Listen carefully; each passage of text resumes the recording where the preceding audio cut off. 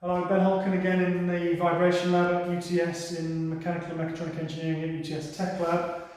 We've now moved towards the Simcenter acquisition system. So I've shown this one before in a couple of videos, the Simcenter SCADA mobile hardware. I've got two sensors connected into this system presently. So we've talked previously about force transducers. We've got videos on laser vibrometers. This is the PDV100 portable digital vibrometer. But focusing really on the hardware and software. So we're connected over an Ethernet cable, and in the software on the desktop when it's installed, and this is the lab desktop, we're going to go to this Simcenter test lab folder, and within that Simcenter folder we've got a series of subfolders. We're doing an acquisition measurement, and then we're interested in structures. In this case we're doing a modal analysis, so we go structures acquisition, and because we're using a force transducer we're going to go for impact testing workbook here. Because we're launching an acquisition software application, it's going to start to communicate with the front end, and the LAN net with the Ethernet port starts to flash green. It's communicating to get a connection. Here we've got the blank template, so we're going to go for a new project. We may get a warning about the fact that we've got a project file may contain attachments, but it's a new project, so it doesn't matter. If you're a first user, you might also get some warnings about, do you want to use default setup or import from a different test lab version. You're just going to hit whichever is most appropriate. It's going to take a while to configure that workbook, and it's now communicating as well with the front end. Okay, we're going to then, now in this workbook, we're going to work through basically these different sub-workbooks are primarily along the bottom of this software interface. We start off in documentation where we can make notes. In here we can upload attachments. For example, you might have a test protocol. We can scribble notes in here. We can make notes on the project level or on the section level, right? So we've got sections within our project which we can select from this drop-down menu. Presently we've only got one section, we're a brand new project, but we can create new sections here. We can delete existing sections, we can rename sections. So we can have sections within a project for different types of measurements, for example. One thing I've noticed is that because this is a new user on this laptop, we don't currently have a lot of resolution on the display. So I'm going to go to the display settings and just give us a little bit more resolution in here. So rather than zooming in by 150%, we'll go to 100%. So we'll make better use of the available resolution on the laptop. And you can see everything's now a bit smaller here, which isn't great for the video, but it's better for our ability to control the software, because some things otherwise won't properly be displayed. Along this top taskbar here, we've got particularly the tools drop down. Here we can add in additional workbooks. For example, for modal analysis, we were at least going to need a geometry workbook. We probably at some point maybe also going to use a shaker instead of an impact hammer to do an acquisition campaign. So we might want to add in source control. Source control, isn't available in impact workbooks. Source control would be available if we were running spectral testing for shaker-based testing. But you can see there's a whole range of workbooks, including for analysis and processing. So we've added geometry in. As I click OK here, we'll see that the geometry workbook gets added at the end here. Okay, so this would be where I would build geometry to represent my structure. If I want to change the workbook configuration in terms of the order of those workbooks along the bottom, I can go to this workbook configuration submenu. I can select geometry, which was what I just added in, and I can move this back up, probably to before the channel setup. That makes sense. I can also take some away. For example, if I'm not doing any post-processing, I can remove it if it's getting on my nerves, or if I want to change the way that this looks. Within the Navigator, we have like essentially a Windows Explorer type view. We can navigate to the project, which isn't yet named, sections and multiple sections that I might have defined within those sections, data when I have data. I can browse to anywhere on the computer. For other projects, I can use some of those projects, for example, to control or to build this particular project to suit the purpose that I'm setting it up for. Back to tools, there are also some options within here. I can change, for example, the sample size from 24-bit to 16-bit, which I might want to do if I want to reduce the amount of data I'm collecting.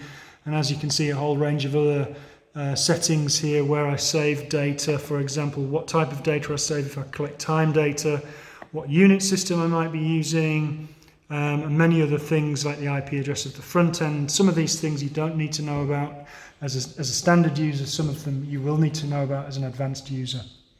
I'm just showing where they are. If we're doing a modal analysis, the first thing we would probably want to do is build a geometry. So I'm just going to call this thing sample S100. Maybe I'll call it S100. Or actually the geometry is going to be the same because we've got these samples that we've 3D printed in this case. So I'll just show you some of these samples.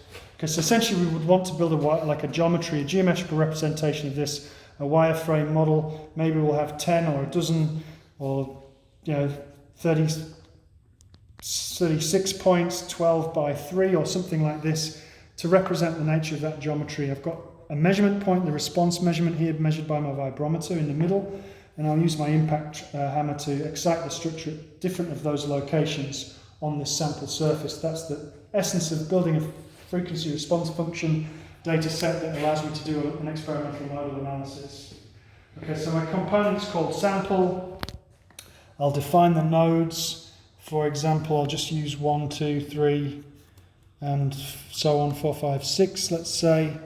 And I need to then give it some x, y coordinates. I'm not interested in z because it's a planar sample, but it looks to me that it's approximately 15 millimeters wide. And how long? Wide is 20. 20 millimeters. All right. And how long is it? 120. 120. So we'll just go down the middle with. We'll have 6 points.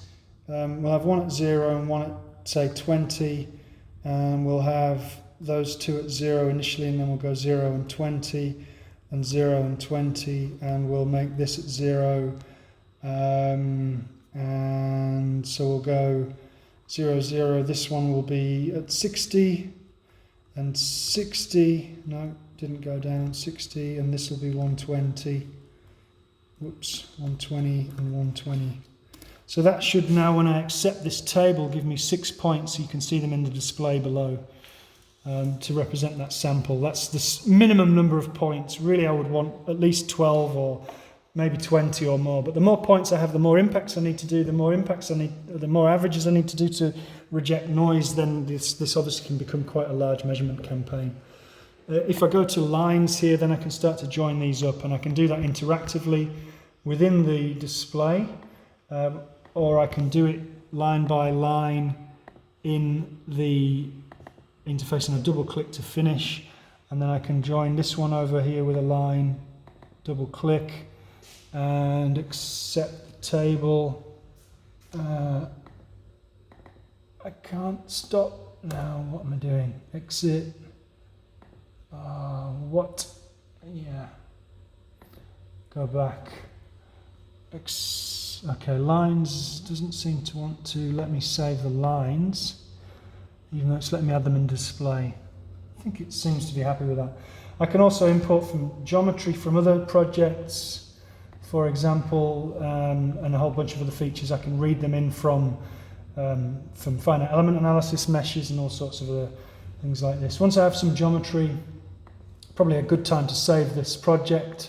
So I'll just save it on there as project 1, and we can rename it later and put it in the correct location. In the channel setup sheet, here's where I can control how many channels I'm making use of on the acquisition system. It's an 8-channel system, so you can see down to input 8, and then I've got my 4 tachos on the RV4, and I've got my 2 tachos on the control communication module. Input 1 is my reference, which is my force transducer. So we might choose to make the response measurement the reference. We might choose to use this force transducer the reference. Really, it doesn't matter.